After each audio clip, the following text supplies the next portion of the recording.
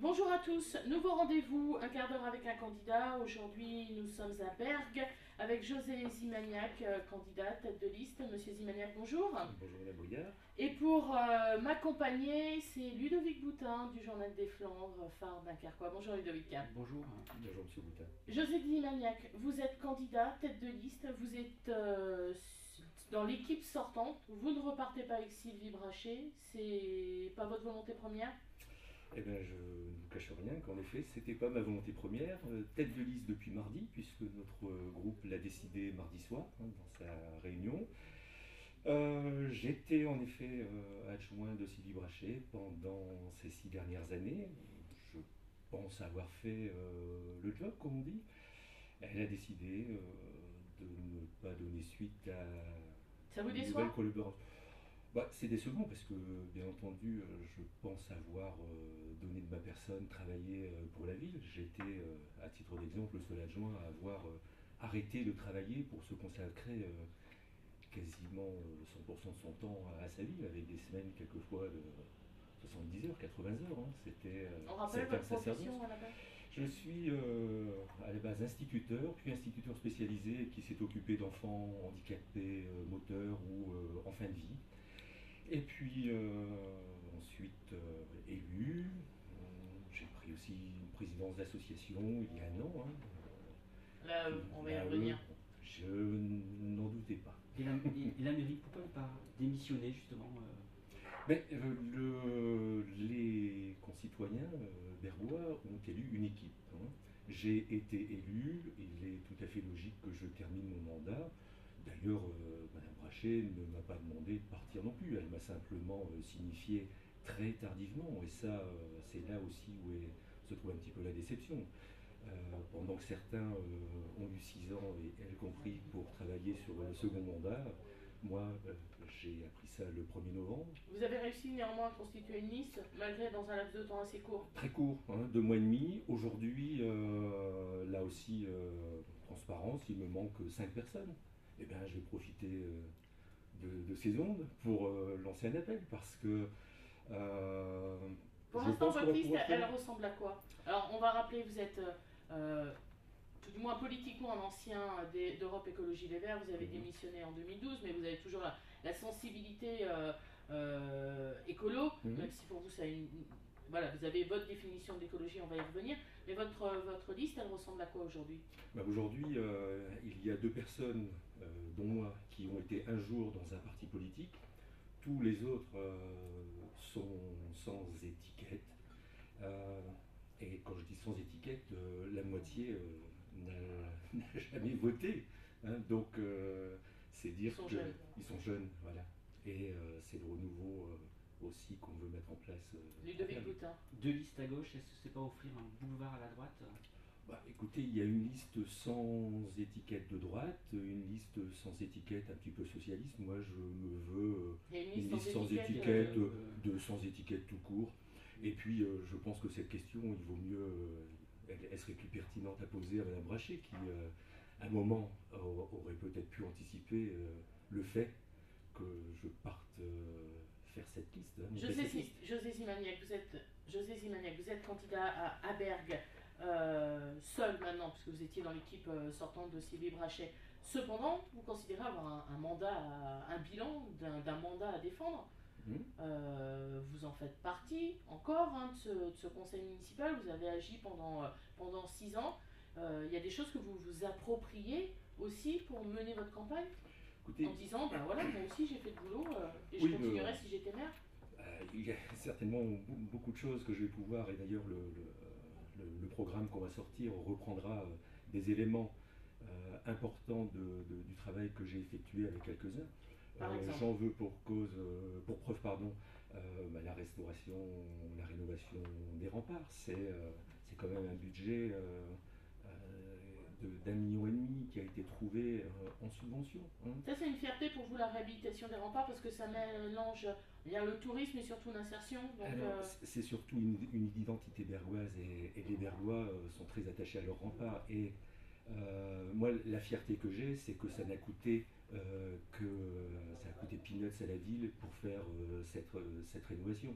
Mais c'est vrai qu'il fallait aller se bouger, il a fallu aller plusieurs fois à Paris, aller chercher des subventions. des subventions, ça c'est plutôt sur l'île que ça s'est fait. Mais le mécénat d'entreprise, Grâce à Total alors. Total, oui, oui. Je peux vous assurer que c'est pas Total qui est venu frapper à la porte de Zimaniac à la mairie de Bergues pour dire oh, bah, j'ai des sous à vous donner. Non, non, c'est au Salon des maires, les premiers contacts avec la Fondation du patrimoine, ensuite aller à la Tour de la Défense 3-4 fois à Paris pour essayer de convaincre les gens Donc qui étaient des décideurs. Un écolo entre guillemets pragmatique qui va à la porte d'un grand pétrolier. Ouais, le pragmatisme, je crois que vous avez donné le mot juste, c'est ça. C'est le pragmatisme. Vous savez, si on ne va pas chercher l'argent là où il ira ailleurs. Eh bien écoutez, je n'ai pas de scrupule à avoir utilisé l'argent que la Fondation Total mettait à la disposition de collectivités. Et qu'ils aient choisi Bergues, écoutez, si c'était à refaire aujourd'hui, je le refais. Hein. Et vos idées justement politiques, est-ce qu'elles peuvent être déclinées à l'échelon local? Est-ce que vous avez des pistes déjà dans votre projet sur Bergues?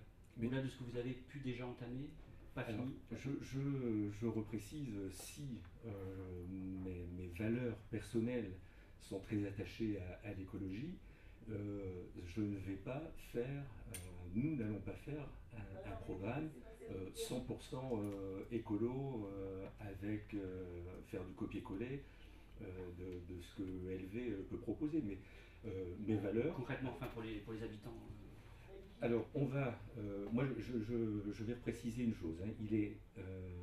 On est une ville contrainte de 6 millions, qui a 6 millions de budget pour 4000 habitants. Si je prends une comparaison avec une ville proche comme celle de Bourbourg, hein, qui a 6500 habitants, elle a plus de 13 millions de budget.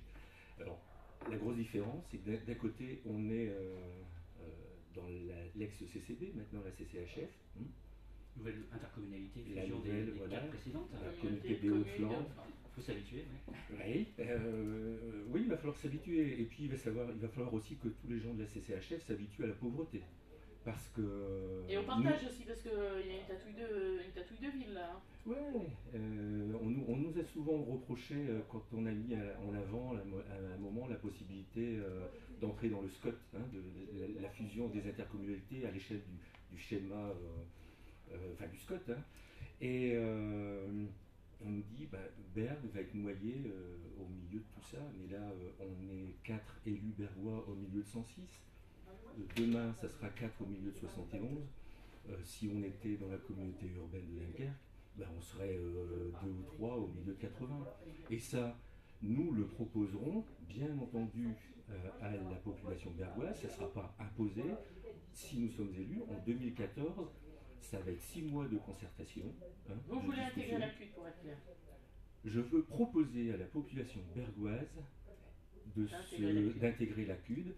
Mais en tout état de cause, c'est elle qui décidera. On fera un référendum, on fera une votation, mais... L'avantage pour vous, c'est d'avoir une manne financière différente. On faisait la comparaison avec Bourbourg. Voilà, il y a une aide dans le développement qui émane de l'agglomération, de la CUD pour des projets bourbourgeois. Demain, ce que vous voudriez, c'est d'avoir ce soutien financier que peut apporter la CUD à Bergues. Écoutez, il n'y a pas photo. Hein. Les chiffres que je vous ai donnés parlent d'eux-mêmes.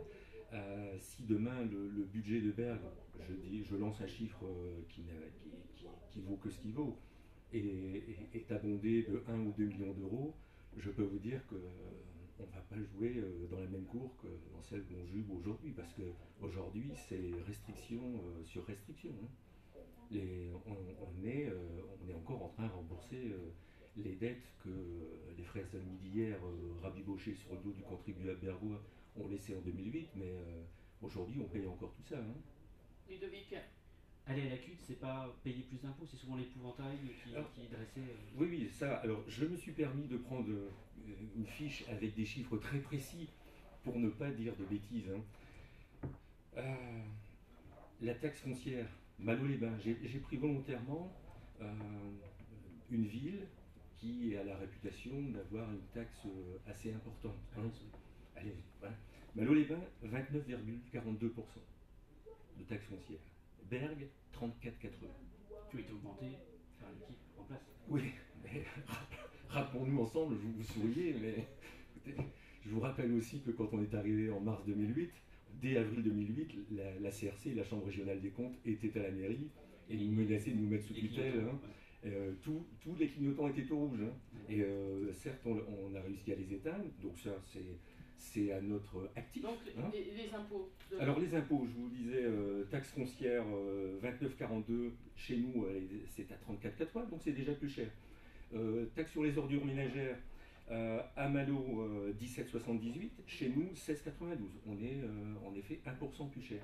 Mais là, je reviens à mon raisonnement tout à l'heure, si notre budget est abondé de façon conséquente avec des dotations de solidarité, par exemple, eh bien, nous, on peut faire baisser très sensiblement notre taxe foncière. C'est un engagement sûr. Nous, on veut, dans un premier temps, contenir les impôts, les stabiliser, et dans un second temps, si les Bergois nous donnent leur accord pour intégrer la CUD, nous baisserons les impôts, bien entendu.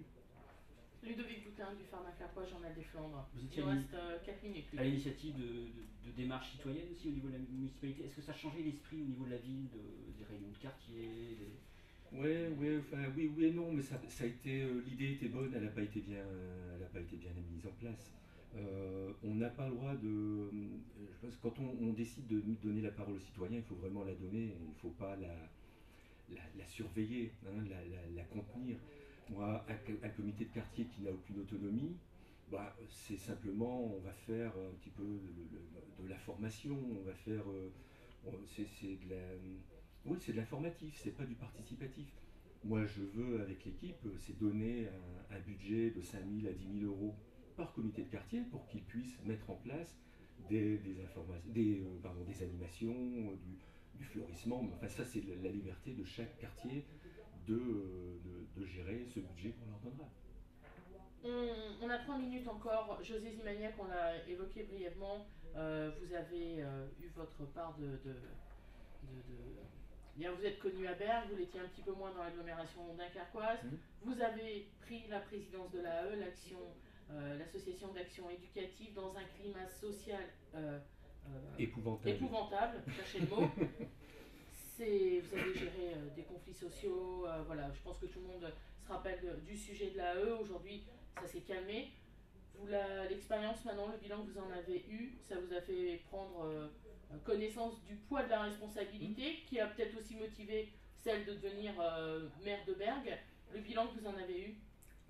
J'ai l'habitude de dire que la valeur d'un homme ne réside pas dans ce qu'il reçoit, mais dans ce qu'il donne. Moi, ça a été ma vie. J'ai été instite un tout petit bout de temps. Après, je me suis, je vous disais, occupé d'enfants handicapés, puis à la disposition des Bergois. Et quand j'ai vu cette association qui était au bord du gouffre, je peux vous dire que ça ne se battait pas au portillon.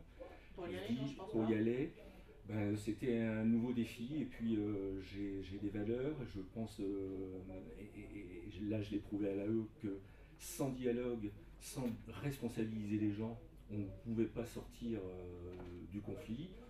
Rappelez-vous que j'ai subi un petit peu une agression, enfin pas un petit peu, j'ai subi une agression en décembre, ça ne m'a pas empêché dès janvier de me remettre autour de la table avec ces gens, et aujourd'hui nous discutons, et il y a un mois, calmé, on a sauvé, il y a un mois, Madame Briard, nous avons signé à l'AE, et c'est la première fois que la CGT signait un accord avec les 3 autres syndicats.